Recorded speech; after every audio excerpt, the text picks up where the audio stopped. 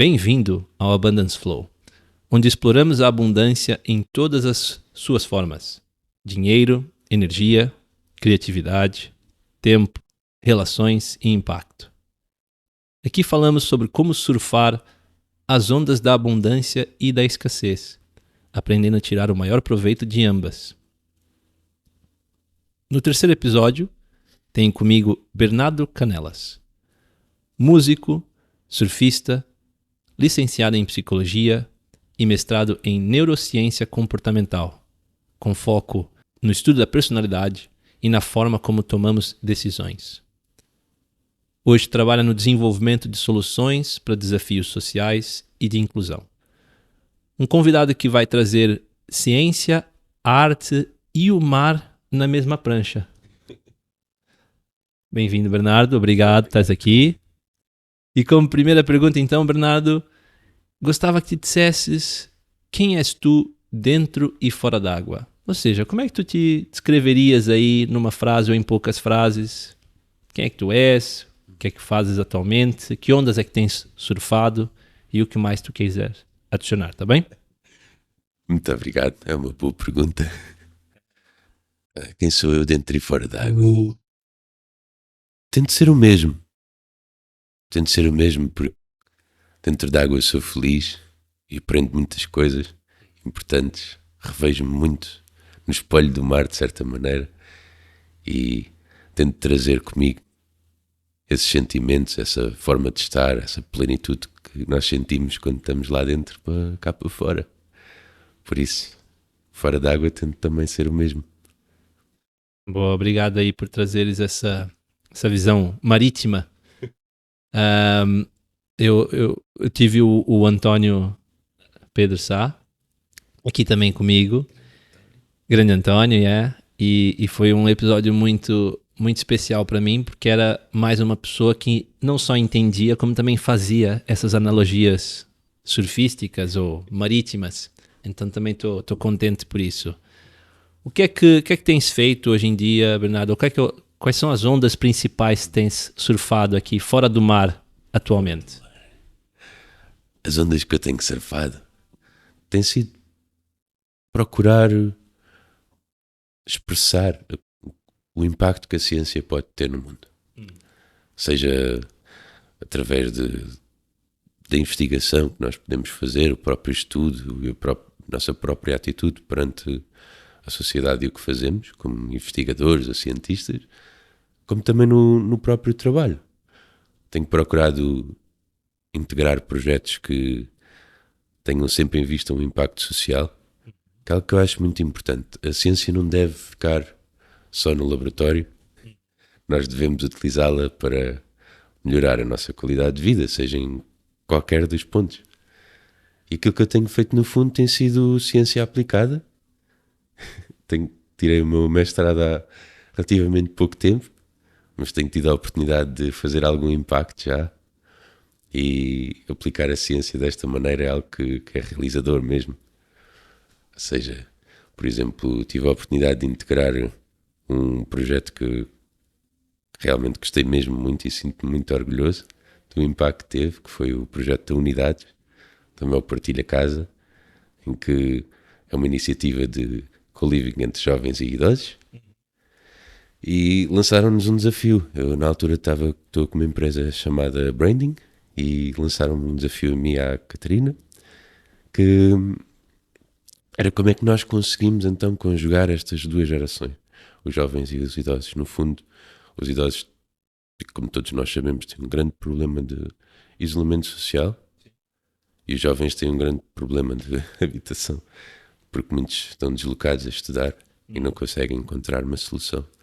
Então, o nosso trabalho aqui foi investigar isto a fundo e estudar uma maneira que conseguíssemos trazer esta iniciativa para mais pessoas, para um público mais alargado. E utilizámos a personalidade e estudámos como é que as pessoas tomam estas decisões, conseguem se enquadrar entre umas e outras em função de quem são, e já ajudámos algumas pessoas, quase 100, a conseguirem ter uma casa e não estarem sozinhas. E isso enche-me o coração, esse tipo de coisas. Portanto, utilizaste o conhecimento sobre a personalidade, como é que as pessoas tomam decisões, para criar um algoritmo que faz match entre idosos e jovens que estão à procura de casa. É isso, exatamente. No fundo, desenvolvemos um questionário de personalidade adaptado ao contexto da habitação. Não apenas o contexto imobiliário da habitação, é uma diferença importante. Também tive a oportunidade de trabalhar no ramo imobiliário, que foi uma coisa que achei muito interessante também, porque todas as pessoas que já procuraram casa sabem o quão importante é esse processo na vida de uma pessoa e todos os fatores psicológicos inerentes. E, por exemplo, na questão da formação é muito importante os consultores e os profissionais nesta área conseguirem atender a estas necessidades. E foi um bocadinho isso que fiz. Desenvolvi formação, também tive a oportunidade de trabalhar como consultor e foi muito giro ver tudo isto. É como se fosse um laboratório vivo, em que aquilo que nós falamos da psicologia, os medos, as crenças, todas estes fatores, as heurísticas, os vieses da tomada de decisão, está tudo ali. E é muito giro ver isto a acontecer na realidade e conseguirmos ser uma espécie de guia, de leme, uma espécie de coach para estas pessoas e para nós próprios e vermos a transformação a acontecer assim nesta dialética. Então, se me permite tentar, na minha compreensão do que tu me acabaste de dizer, é compreender ao nível da neurociência o que é que leva uma pessoa a tomar certas decisões e usar esse conhecimento não só para apoiar essa tomada de decisões, também aprender como é que outras pessoas tomam decisões e então como é que eu interajo com ela ou que soluções que eu posso apresentar a ela. Exatamente. No fundo, quando estudamos a personalidade e estas coisas, vamos entender que toda a amálgama de perfis que nós contactamos, na verdade, é uma base muito estruturada, em que, embora sejamos todos diferentes, somos diferentes de maneira igual. Que é interessante. Foi assim a coisa mais surpreendente que eu aprendi com a personalidade e a estudar esta área, no fundo. É que todos nós obedecemos um certo padrão de universalidade que nós observamos até quando trabalhar com pessoas, contactar com pessoas. Há certos padrões de personalidades e há muitas formas de os agrupar, mas o mais importante é mesmo isso, nós conseguirmos entender que isso acontece e conseguirmos ajustar-nos e enquadrar-nos nesse sentido.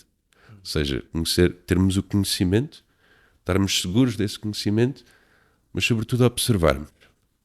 É muito importante nós observarmos as pessoas, conseguirmos enquadrar-nos com os nossos próprios quadros teóricos, pô-los um bocadinho de lado, enquadrar-nos com a pessoa que está à frente e conseguirmos fazer esta ponte com fluidez e clareza.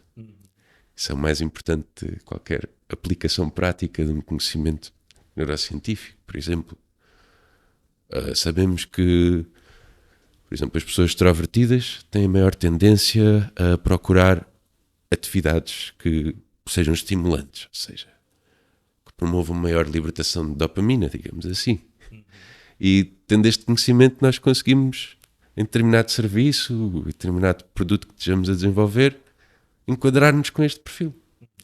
Porque sabemos que estas pessoas têm esta necessidade. E se criarmos os estímulos para que consigamos fazer este match, é um bocadinho por aí. Por exemplo. É engraçado estares a falar dessa forma assim tão lógica até, porque como developer que fui depois cair na área do desenvolvimento humano e da psicologia, o meu próprio cérebro, para entender as coisas, estava a tentar identificar qual é a lógica disso tudo.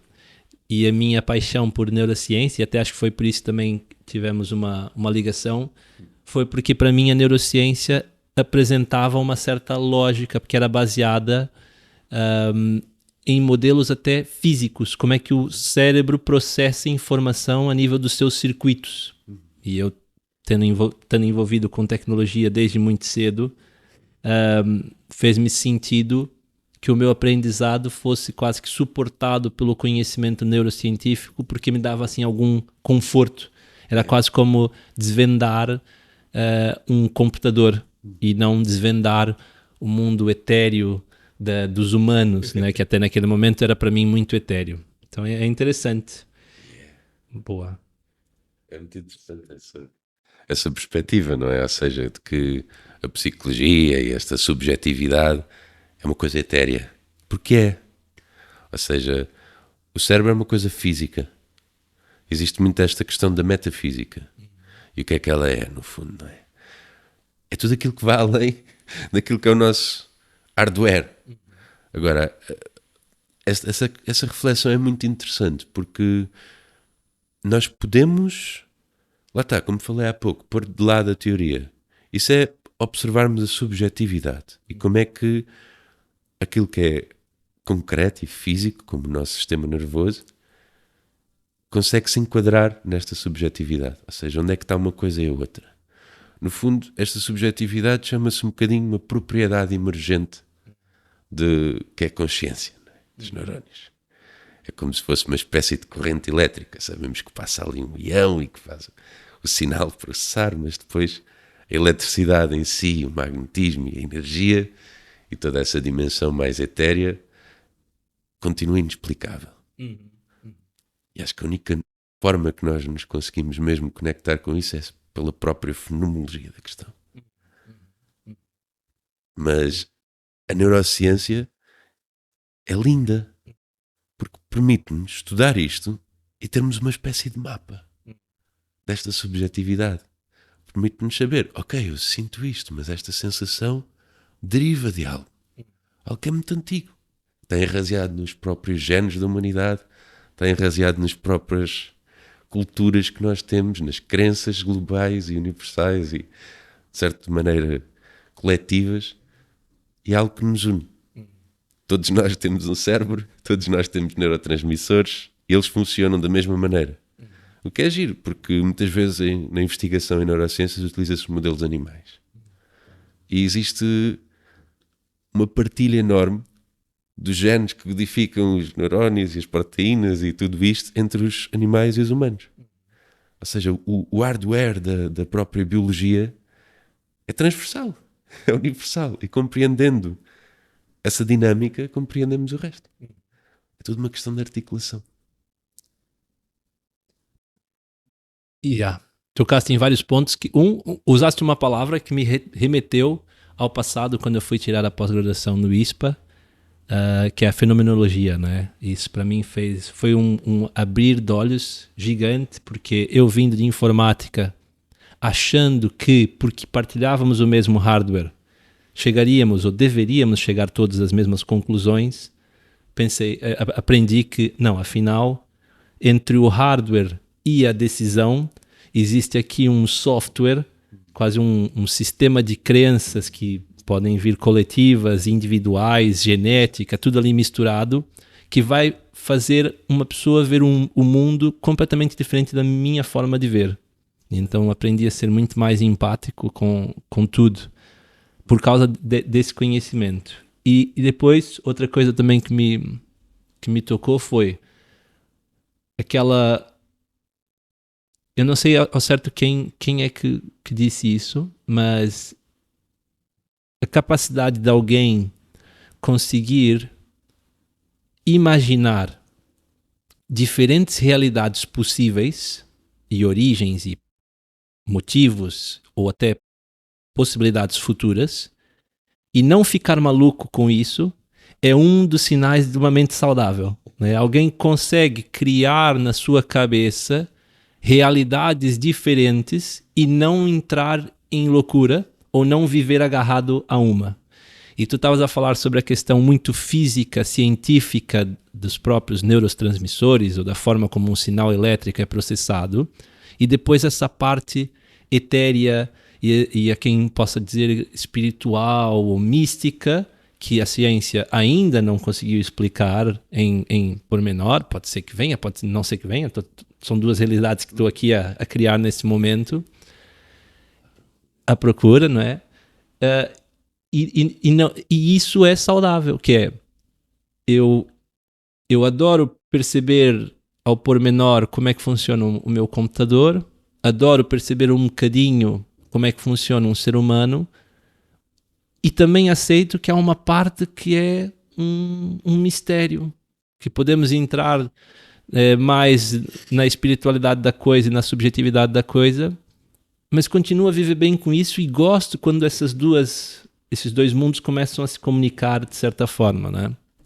E foi por isso que eu quis te convidar aqui para o podcast, porque lembro que eu fiz um post sobre abundância e tu mandaste-me uma mensagem a falar assim sobre a questão da abundância e da escassez, e como a escassez não é má, ou a escassez não é, digamos assim, uma coisa que a gente tenha que fugir ou negar, porque no próprio marketing por exemplo, das marcas de luxo, a escassez é utilizada como mecanismo de venda. Né? Produtos exclusivos, produtos que têm uma baixa quantidade, são só 15 vagas, ou tens uma fila de espera. Então pensei, olha, está aqui outra pessoa que consegue conviver saudavelmente com conceitos que às vezes são colocados um em cada lado do espectro, né? Polarizados. E a polarização é algo que está a fazer muito mal à nossa humanidade hoje em dia. Então pensei, olha, essa pessoa precisa vir cá pro podcast. Obrigado, Rafa. De facto, essa questão de dualidade e da cisma que nós temos em dividir as coisas boas das coisas más, e isso impede-nos de ver as coisas como são. Porque isso é tudo referente ao nosso quadro de referência face à situação em que nos encontramos. Eu dizer eu estou bem, eu estou mal, tem tudo a ver com a maneira que eu estou a ver as coisas. Porque para ti pode ser diferente. Para o Zé, para o Manel, para a Jaquina. E lá está onde se encontra esta subjetividade e o desconhecido. Não é? Essa questão é muito importante, mas retomamos aqui, então, por exemplo, essa questão da escassez e como é que o marketing e os mercados e tudo isto gira um bocadinho à volta disso.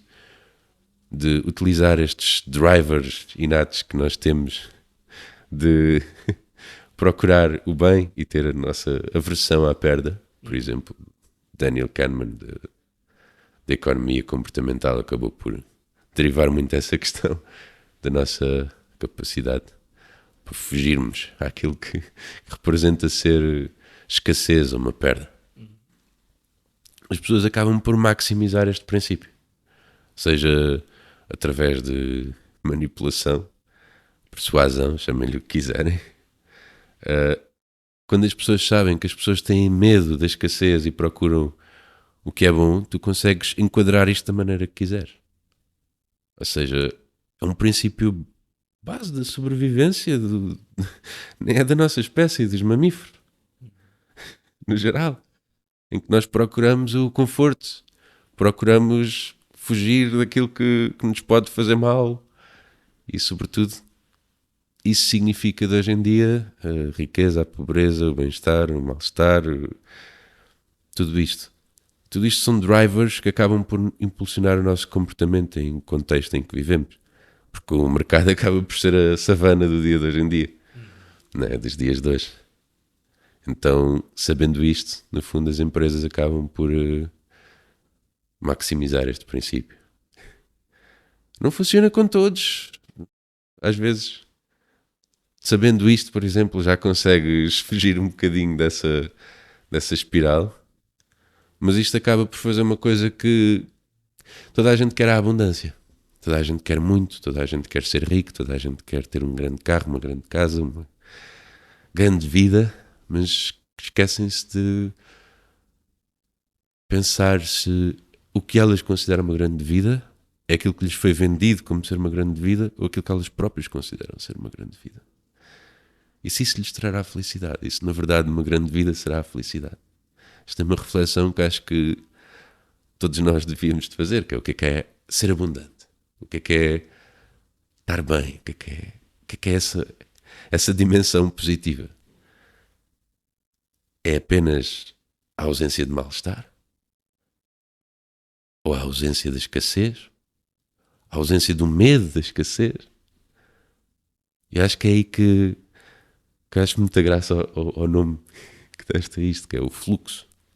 Esta noção de fluxo, ou seja, de estado. Eu nunca estou completamente num e noutro.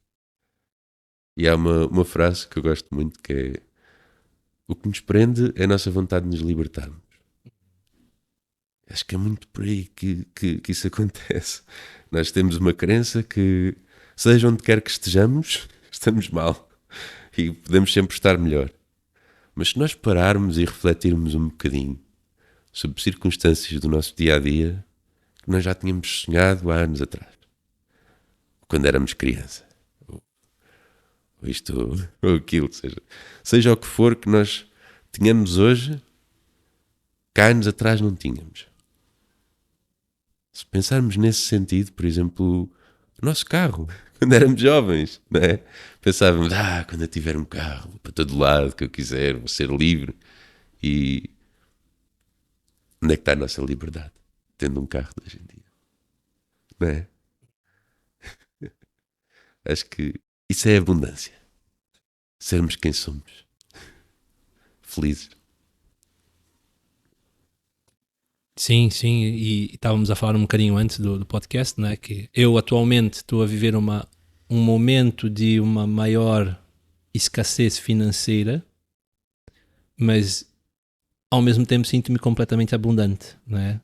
Fiz uma partilha de um pedido de ajuda e tive quase 100 pessoas a me contactarem, a oferecerem conversa, emprego, dinheiro. E então eu penso assim, eu sou extremamente abundante, né? Posso estar nesse momento na dimensão financeira, passar por um momento de menor abundância, mas em outras dimensões sou muito, muito abundante. Muito bem, Bernardo. Então, continuando aqui com o nosso formato, depois dessa introdução filosófica e existencial, que eu adoro. Qual é que são os teus ídolos do surf? Ou seja, não é só sobre surf, né? Porque aqui o podcast não é só para surfistas, mas quem é que teve maior influência nessa tua forma de ver a vida? Seja com relação às pessoas, à psicologia, à própria abundância, positiva ou negativa, e como é que isso moldou a tua maneira de estar? Sim, figuras do surf. Infelizmente não é do surf. Pode ser. É do bodyboard. É o Mike Stewart. Acho que o Mike Stewart é um exemplo de inspiração para todos nós. O homem tem 62, acho eu, neste momento, e continua a surfar ondas grandes. Ele é uma inspiração. Ele, desde há tanto tempo que ele tomou uma decisão de dedicar a sua vida em pleno àquilo que o mar lhe trazia a vários planos. Eu admiro-o imenso. Pelo seu empreendedorismo, ele trouxe o bodyboard às massas. Acho que o bodyboard é gosto muito de surfar. Tu foste tu que me ensinaste a surfar com a prancha de surf.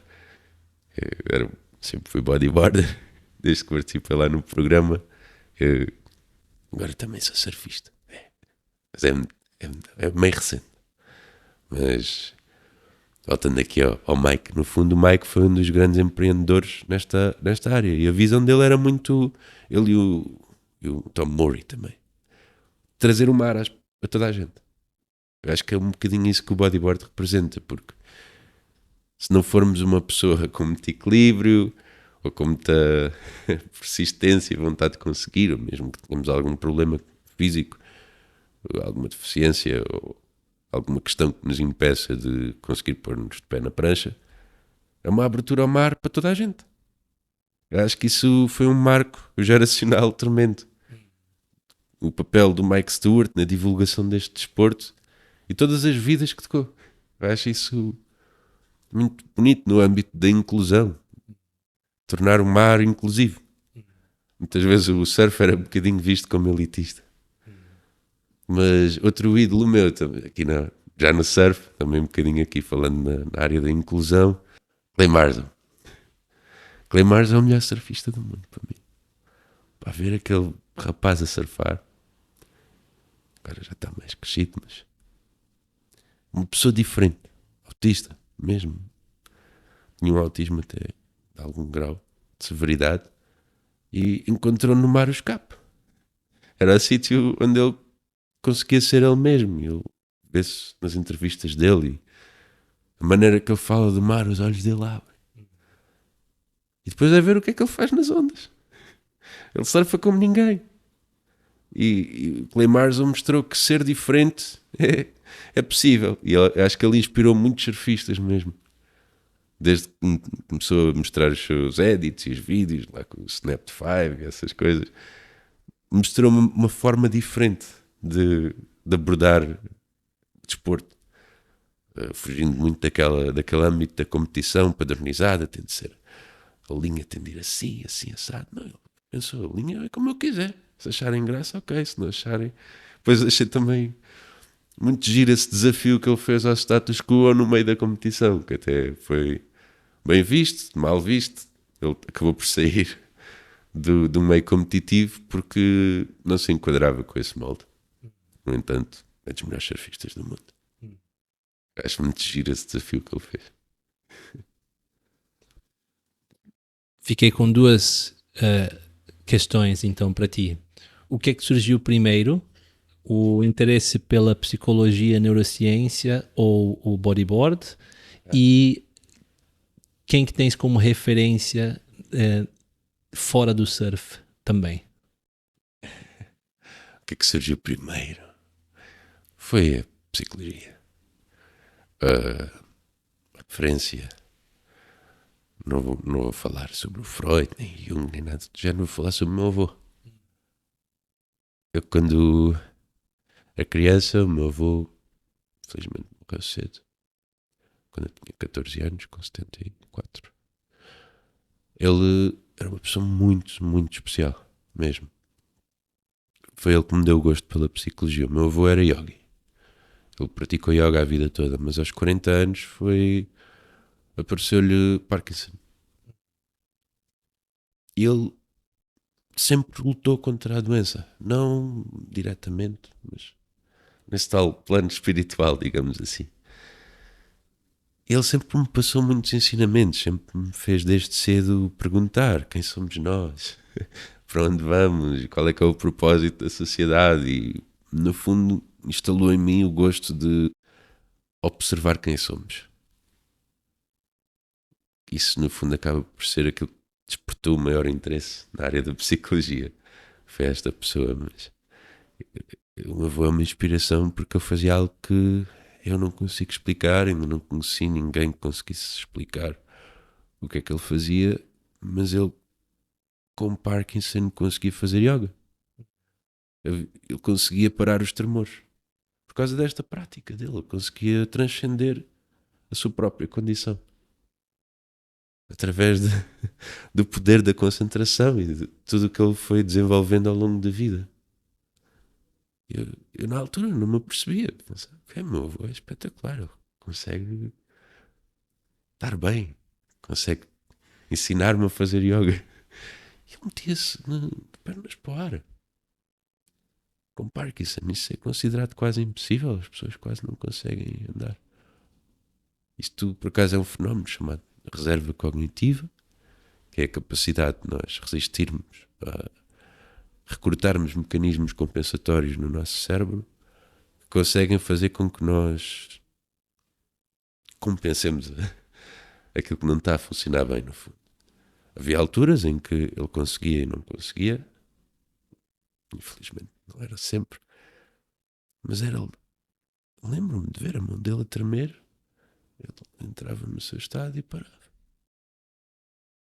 Isto, desde então, sempre fez perguntar e tanto pelo exemplo dele, por tudo o que eu aprendi com ele, foi por aí foi isso que me inspirou a debruçar-me sobre esta área da psicologia, das neurociências,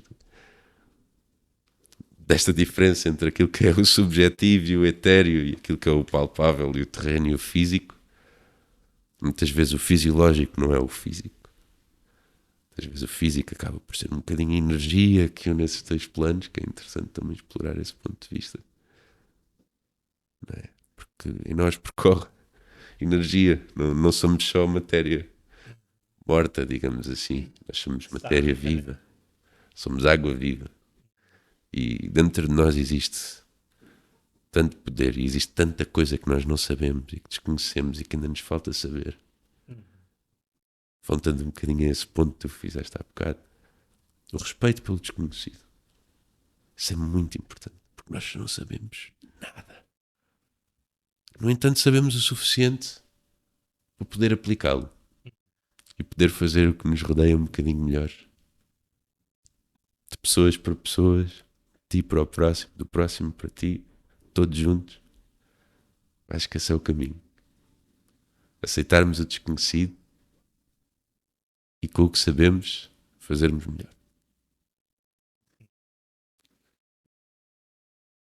Que engraçado estares a partilhar esse detalhe. Eu não sei se já sabias, mas na edição atual do programa da Associação Surf Social Wave, que foi onde nós nos conhecemos, não é? E onde tu disseste que eu te ensinei a surfar. Eu, na verdade, não te ensinei a surfar, tu já sabias, foi só desbloquear ali alguns conceitos que eram mais mentais do que físicos, não é? Não havia uma limitação física, vamos dizer, fisiológica e biodinâmica.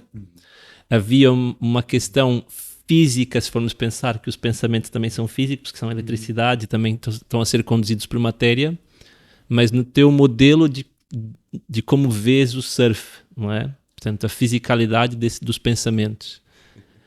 E a edição atual do programa tem um participante que tem Parkinson. Não sei se tu sabias. Yeah. E eu acho incrível como um jovem, acho que deve ter quase a mesma idade que eu, tem obviamente os seus desafios até na locomoção para chegar até o mar, mas de repente, principalmente quando está a fazer o take-off e vai se colocar em cima da prancha, o corpo ganha essa firmeza, que ao mesmo tempo não é uma firmeza, mas é esse foco, e os tremores deixam de acontecer.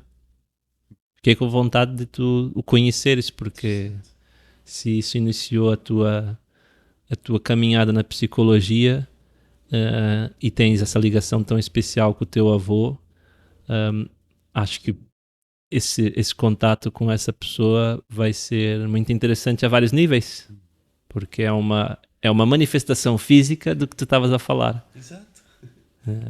Precisamente isso. Isso é incrível. Porque é que quando ele chega ao mar consegue fazer isso, não é? Acho que, sei, já ouvi algumas teorias, já investiga bastante sobre isso desde há algum tempo e tem muito a ver com o esquema e o próprio fluxo do ato motor. Existem várias maneiras de nós conseguirmos locomover e do movimento, no fundo. Ora, nós funcionamos por um movimento mais automático, por esquemas motores que dependem de uns circuitos específicos. Ora, funcionamos por uma coisa chamada interocepção. Interocepção é a capacidade de nós atendermos aos nossos estados internos. Por exemplo, a diferença entre eu levantar-me e pensar, eu tenho de ir ali fazer uma coisa, a eu absorver-me no movimento de me levantar e no próprio ato de locomoção, estar dentro do meu corpo enquanto me movo. Isto é recruta circuitos distintos. É muito a base do yoga. E a minha, não sei, contaste-me, se calhar o surf acaba por recrutar um pouco essa capacidade de interiorizar um movimento nele. Talvez possa ser por aí, naquele estado de fluxo, não é? Do movimento que acaba por se mover em nós. Não apenas sermos nós a mover-nos em direção a algo, é o próprio movimento que se move em nós. Acho que isso é uma boa descrição de interocepção. Isso é uma coisa que se tem de investigar. E é uma coisa que faz muito sentido investigar. na área biomédica, muitas vezes a investigação acaba por ser um bocadinho sobre onde é que está a doença e o que é que contraria a doença. Um bocadinho também voltando aqui à lógica da abundância e da escassez, né? Ou seja, a pessoa está doente, tem um problema físico e as pessoas acabam por pensar numa lógica de se eu adicionar algo àquilo que está mal, vai ficar bom. Não pensam, ok, o que é que faz ficar bom? O que é que faz não ficar mal? Esta lógica de prognóstico versus diagnóstico, esta lógica de terapia, reabilitação em vez de cura e remediação é muito importante. Se calhar estas pessoas, o meu avô e esse novo participante, conseguiram entender essa dimensão. Talvez de uma certa, não sei se é a palavra certa, mas transcendência daquilo que pode ser a doença e a saúde. O que é que realmente é a saúde? O bem-estar são formas de abundância, não é? Às vezes quando estamos doentes também acontece muito isso. Nós vemos aquelas pessoas que apanham uma constipaçãozita e vão logo abaixo, ficam na cama, com o chazinho. Pois há aquelas pessoas que estão doentes, estão altas ondas e vão surfar.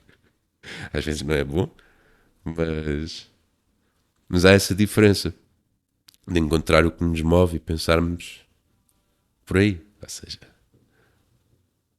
ou entregamos-nos completamente àquele medo de estar mal, eu não gosto de estar mal, ou então pensamos, ok, eu estou assim, eu sinto-me desta forma, mas também continuo a ser eu, não sou doente, não preciso de estar bem para ser eu.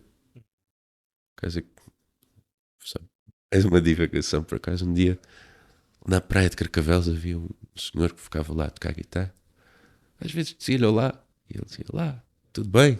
E ele vira-se para mim e diz assim uma coisa: quando não estou bem, não sou eu. Eu fiquei: o que é que ele quer dizer com isto? Quando não estou bem, não sou eu. Ou seja, se nós formos a pensar, o sermos nós mesmos, ou conseguirmos estar em plenitude do que nós somos, não ficamos mal. Se soubermos muito bem e muito firmemente quem nós somos e aquilo que nós procuramos, acabamos por conseguir entrar neste fluxo, não é?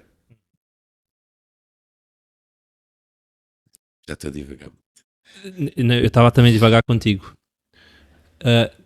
Ou então conseguir estar bem mesmo quando está mal. Exato. Porque era o que estávamos a falar há pouco, não é? A fase que eu estou a viver e que levou até esse momento também teve muitos momentos de sofrimento, e sofrimento aqui interno, e eu sozinho, porque estou semana com as minhas filhas, semana não. Então as semanas que estou sem, ao mesmo tempo que são um intervalo da intensidade de estar a cuidar de duas crianças, em cima de todas as outras coisas que tenho que continuar a fazer, é bom, mas estou sozinho e em solitude, que pode ser bom e que pode ser mau ao mesmo tempo, né? Encarar as coisas como a física quântica, né? Podemos estar em inúmeros estados ao mesmo tempo, não é um estado ou outro, é tipo tudo ao mesmo tempo.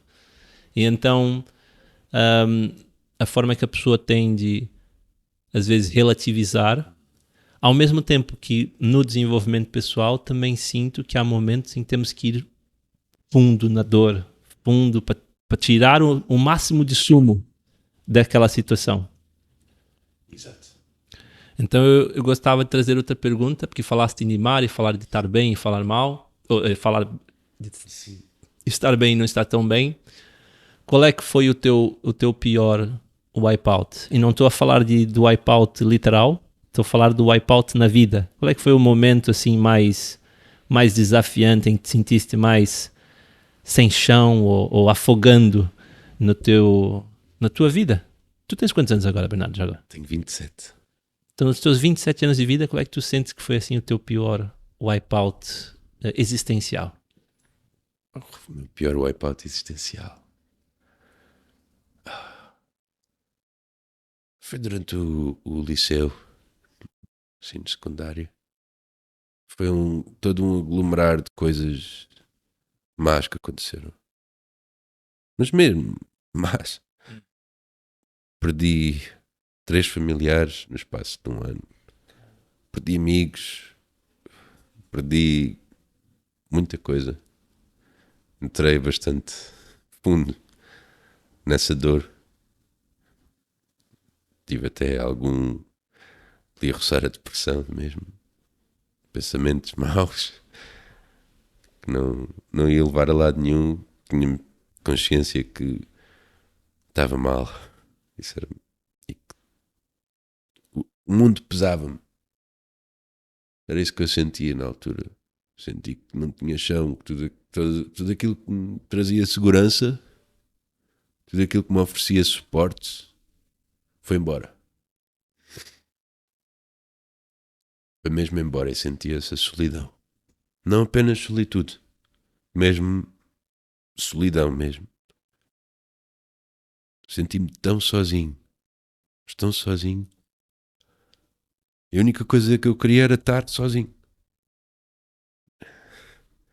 Porque tinha de processar, eu acho que inconscientemente, quando estava nesse estado, e aquele abstrair, ok, tudo aquilo que eu conheço externo a mim, pessoas, sítios, coisas, vontade, envolvimento, comunidade, todas estas coisas tinham ido embora e eu fui-me embora delas, mutuamente, de certa maneira.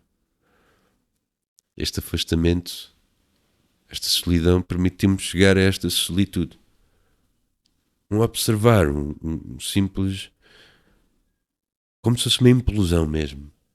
Muitas vezes é mesmo necessário nós, quando sentimos isto, mesmo realmente, como estavas a dizer, ir fundo nessa dor. Até conseguirmos separar-nos dela. Até deixar de ser uma identificação.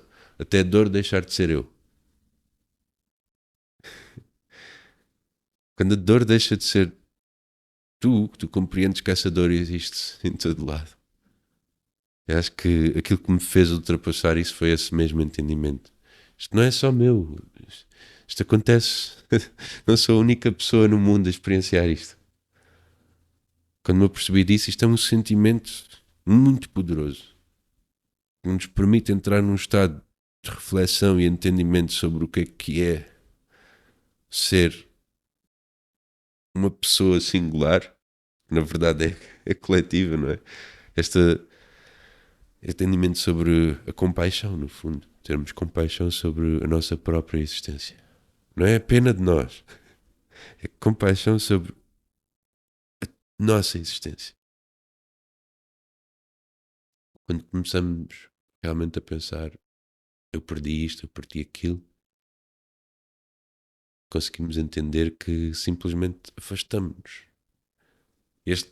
Esta questão do afastamento é que é muito difícil de lidar em momentos difíceis. Porque a nossa necessidade imediata é de contacto, a seguir, é de ajuda, é de fechar essa porta, é de não sentir essa dor, essa escassez. Lá está, é aquela aversão à perda, essa aversão que nós temos a estar triste mesmo. E fazemos de tudo, em todos os instantes, quando estamos nesse momento, para evitar realmente contactar com a essência daquilo que está a acontecer. E quando o fazemos, por exemplo, no teu caso, acho que fizeste uma coisa que eu admiro mesmo muito, que é raro as pessoas conseguirem, que é assumir isso, partilhá-lo, esta essência da compaixão. Quando tu partilhaste isso, o momento que estavas a passar com o mundo, literalmente, com os teus amigos, com as tuas comunidades, as pessoas nem sonhavam. Se calhar nem tu próprio, nem ninguém sabia o que é que se passava. E quando eu vi isso, por exemplo, eu senti essa compaixão, porque eu estive aí. Toda a gente que viu aquilo já esteve aí. Toda a gente vai ver isto. Qualquer pessoa que tenha existido já sentiu essa dor. E trazeres isso acima, essa questão tão dura, exige muita, muita coragem. Muita força, toda essa... muita transformação daquilo que é solidão em solitude. Muita capacidade de observação sobre o que é existir. Para trazer aquilo que é o duro da existência e transmutá-lo nesta abundância que estavas a falar. De repente os teus amigos ajudaram-te. De repente a tua dor deixou de ser só tua. Passou a ser a de todos nós. E as pessoas conseguirem congregar-se e tornar isso, esse momento que podia ser destrutivo para tanta gente, num momento de abundância. Isso exige força, exige tanta coisa, Rafa. Muitos parabéns por seres quem és. Conseguirmos ultrapassar estes momentos e todos nós que o fazemos e fizemos, é isso. É força. É o fluxo. É o Fluxo. É o fluxo. E parabéns a ti também porque conseguiste o fazer, não é? na altura do teu liceu e talvez isso até tenha influenciado o caminho que tu também seguiste para tentar descobrir mais fundo a lógica junto com a influência do teu avô. E é engraçado tu falares da escassez, porque quando a gente está nessa dor, nós estamos em abundância de dor. Não é? E como tu também colocaste, né, que é um poder, a emoção é energia para o movimento, né? Do latim emovere, energia para gerar movimento. E eu também, num determinado momento da minha vida, percebi que a dor, a raiva, o medo, o desespero, a ansiedade são energias para o movimento. Aqui a questão é como é que tu canalizas essa energia, né? E esses vários meses que eu tive a viver nessa dor e nesse medo e nessa tristeza, eu deixei de querer fugir deles, porque tinha na minha mente que isso tem um propósito, isso vai servir para alguma coisa. Apesar de ainda estar com medo de trazer cá para fora, que é os meus maiores medos é fragilizar-me perante os outros. Então isso demorou, quase que foi tendo que ficar cada vez mais poderoso, mais abundante, para haver um momento em que eu já não conseguia decidir, eu já não conseguia contê-lo. Ou tinha duas opções, né? Ou ia por um caminho, e eu partilhei isso recentemente, em que acabava tudo, em que tirava a minha própria vida, e poderia ser uma solução mais fácil para mim, mas não para quem ficava, né? Principalmente as minhas filhas. Ou então assumia e dizia assim, malta, já não estou a aguentar, preciso de ajuda. É engraçado, tu estás a falar disso que ninguém imaginava. Eu cheguei a partilhar num círculo mais privado, mas ainda estava a sentir que não estava a ser suficiente. E uma das pessoas que me conhece, tive a trocar mensagens com ele, e ele me vira assim, Rafa, eu vou ser sincero, eu mandei uma mensagem para uma outra pessoa que nós conhecemos em comum e perguntei, olha, o Rafa está a fazer um experimento social? Tipo, inicialmente eu não acreditei que tu estavas efetivamente a viver aquilo, que era o que estavas a dizer, as pessoas não tinham ideia do que é que eu estava a viver. E, como eu te disse, só coisas boas surgiram dessa partilha. A gente não sabe o que é que vai realmente dentro do cerne de uma pessoa, né? Do core, do CPU. Existem as camadas de apresentação, a interface, alguma ali camada superficial até nas emoções, mas infelizmente, principalmente em nós homens, da nossa geração, pelo menos, e acho que acredito da tua ainda também, ainda fomos muito educados a engolir e guardar cá para dentro e solidificar essa carapaça. Ser forte, né? Ser forte, exato. Com essas aspas bem colocadas, né? Porque pelo menos a reação que eu tive das pessoas foi que eu tive muita força em assumir a minha fraqueza.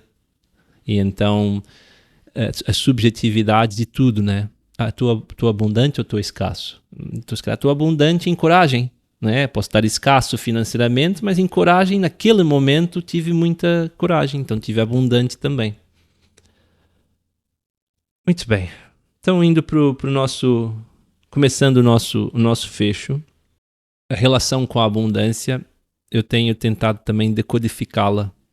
E até mediante a minha própria experiência e o que eu fui vendo na minha própria vida e na vida dos outros. E recentemente comecei o programa do Abundance Flow e tem sido muito giro porque esse modelo teórico tem se comprovado na prática, no mundo real, como tu estavas a dizer.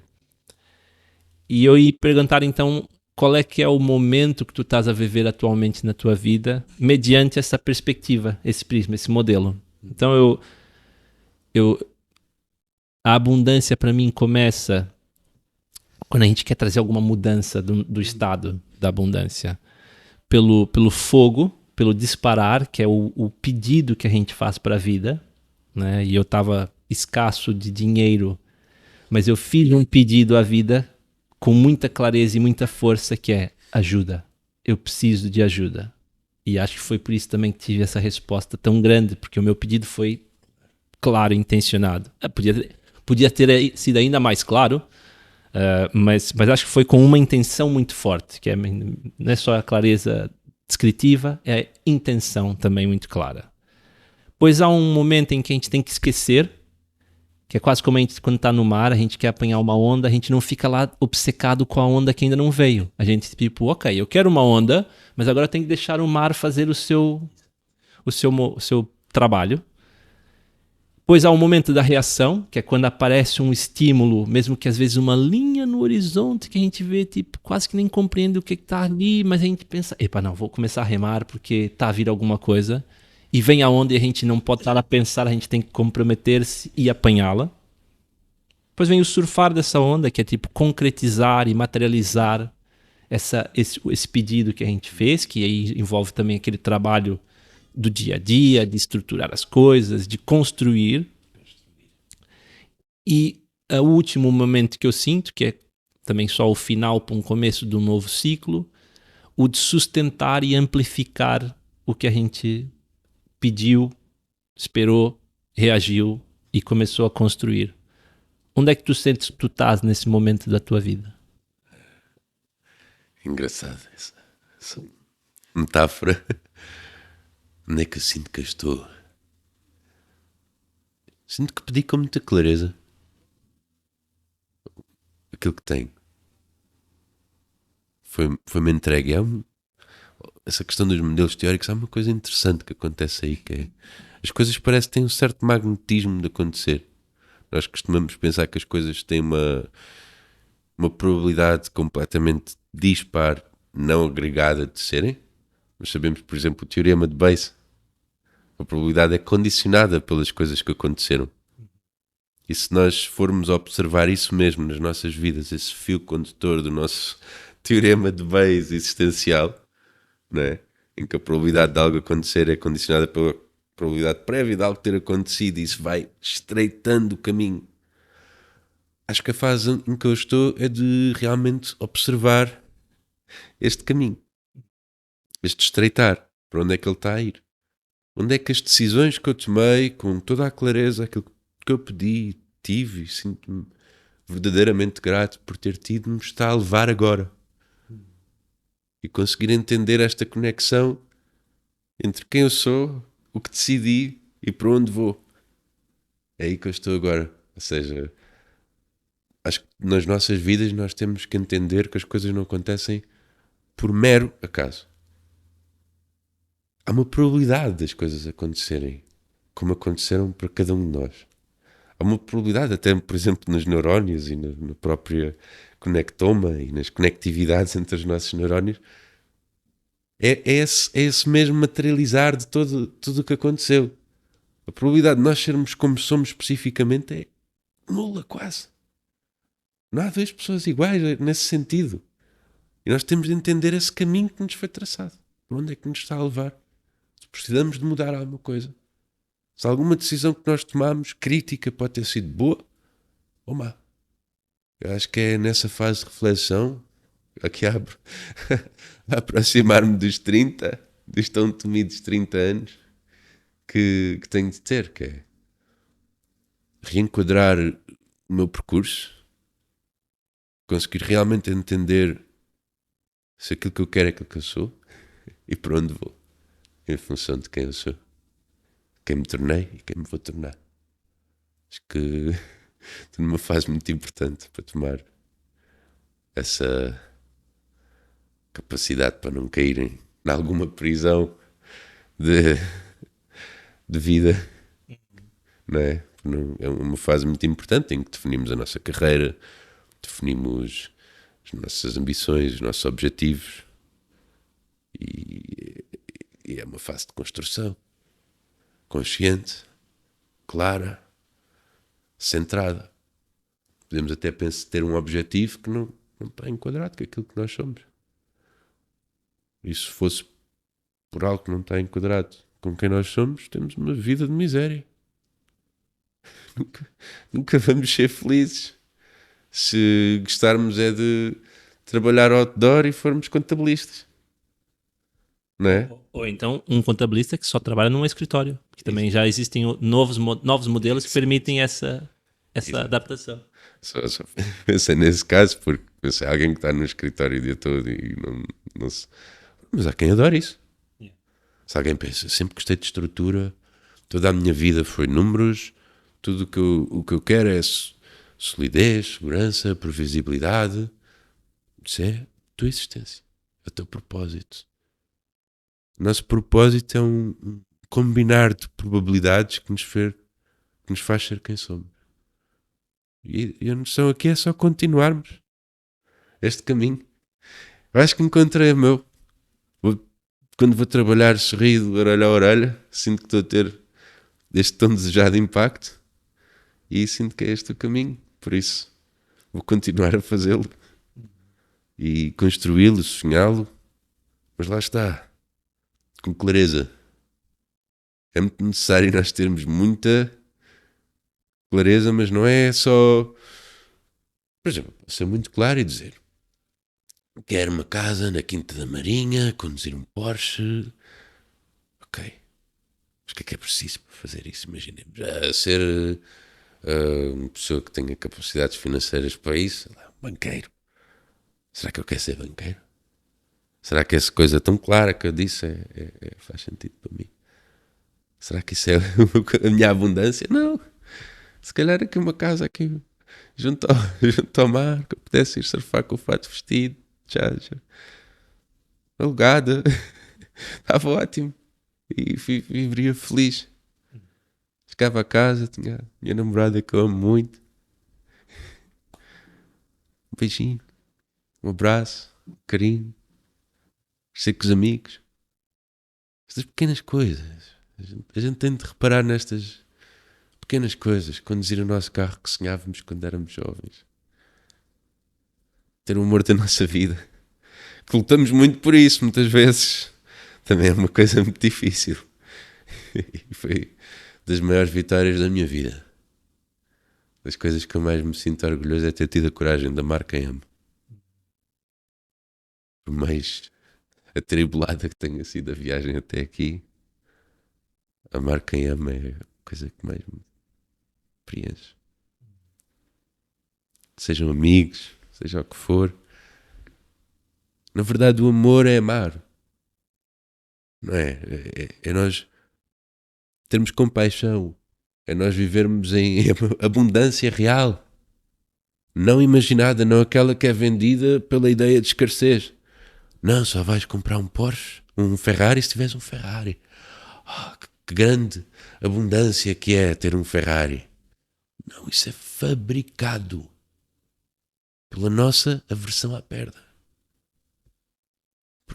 Isto cria a crença em nós que eu vou estar a perder, porque só existem possibilidade de ter um Ferrari quem já tem um antigo. Ou aquela mala do Louis Vuitton, ok. Essas coisas são fabricadas, não são... Lá está, não, pode-se conjugar com a nossa probabilidade, conjunto de probabilidades da nossa existência, mas se calhar não. Se calhar não, e as pessoas matam-se por isso. Riqueza, não abundância. Temos de entender a diferença entre estes dois conceitos e o fluxo que surge entre uma coisa e a outra. Como começamos, né? Tudo também tem uma grande influência das nossas decisões. E tá tudo bem ir atrás de qualquer manifestação do que achamos que é abundância, termos a consciência de que essa decisão depois implica nas nossas probabilidades também a seguir. Muito bem. Então, como última pergunta, Bernardo, se pudesses deixar aí uma garrafa à deriva no mar com uma mensagem para ti colocar aos 40. Dissesse que estavas a chegar aos 30 e que era um grande marco, eu estou nos 40. Então, que mensagem que tu gostavas de deixar para o teu eu aos 40 encontrar? Que mensagem? Pergunta, talvez. Muito simples, muito naquele seguimento. És feliz. E és quem és. Só isso. Porque felicidade ia depender de eu ter tomado o caminho certo de nível, sei lá, financeiro, nível social, nível comunitário, de envolvimento. E se sou quem sou, não me ter perdido nesse processo. Acho que eram essas perguntas. Se aos 40 for quem sou e se for feliz, está tudo bem para o resto da minha vida. Consegui.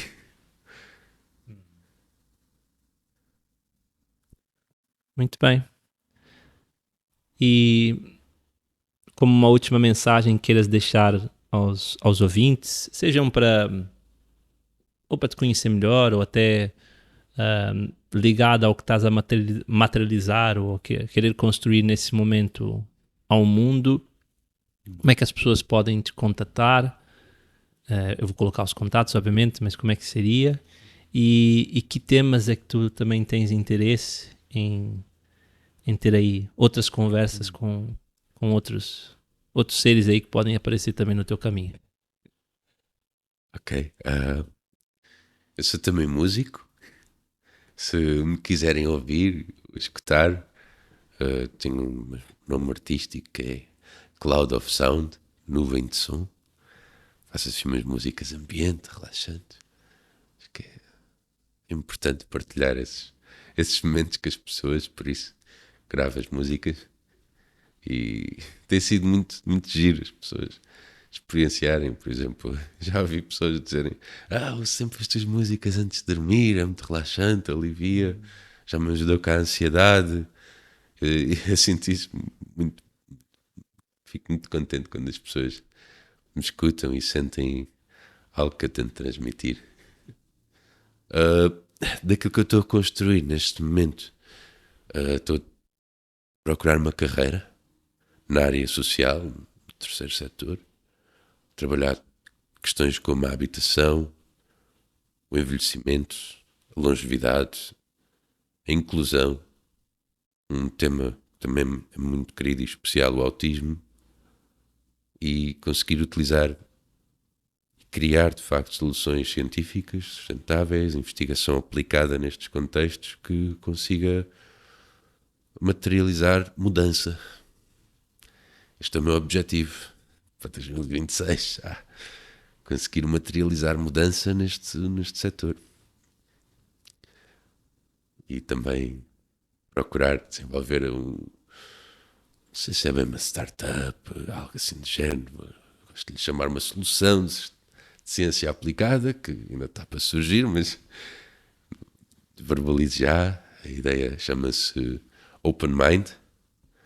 No fundo tem a ver com uma dimensão da personalidade que é a abertura à experiência, que no fundo é definido como a permeabilidade da consciência e a capacidade de absorvermos o mundo. Eu acho que isto é uma dimensão muito importante da personalidade e, no fundo, isto é um agregador de serviços, seja consultoria, formação, até investigação aplicada de como utilizar estes princípios da personalidade em vários contextos aplicados. Por exemplo, seja impacto social, desenvolvimento de produtos, sejam eles tecnológicos, mesmo produtos de consumo. Por exemplo, também pode ser útil na questão do targeting e do estudo dos consumidores, criar perfis mais concretos e alinhados cientificamente sobre o que é que quais é que podem ser as necessidades, realmente ajudar possivelmente empresas ou algum tipo de stakeholder a tomar decisões mais humanamente informadas. E essa solução, no fundo, chama-se Open Mind, que é um bocadinho abrir a mente e conseguir abrir uma janela sobre quem somos e o que decidimos. E se somos quem somos porque decidimos, ou decidimos porque somos quem somos. É um bocadinho isto que eu vou construir agora. Boa. Então, obrigado mais uma vez por ter vindo. Quem estiver interessado em falar mais com o Bernardo, os contatos vão estar aí na descrição do episódio. E boas ondas a quem nos ouve. Gosto muito dessa forma que o António sempre despede das pessoas, né? Boas ondas, boas ondas. Reparei que tu também disseste quando nos ligamos e é isso também desejo. Obrigado, Bernardo, e até uma próxima. Boas ondas. Obrigado, Rafa. Boas ondas. Ondas da vida, ondas do mar, ondas sonoras, ondas energéticas, todo tipo de ondas. Obrigado, pessoal.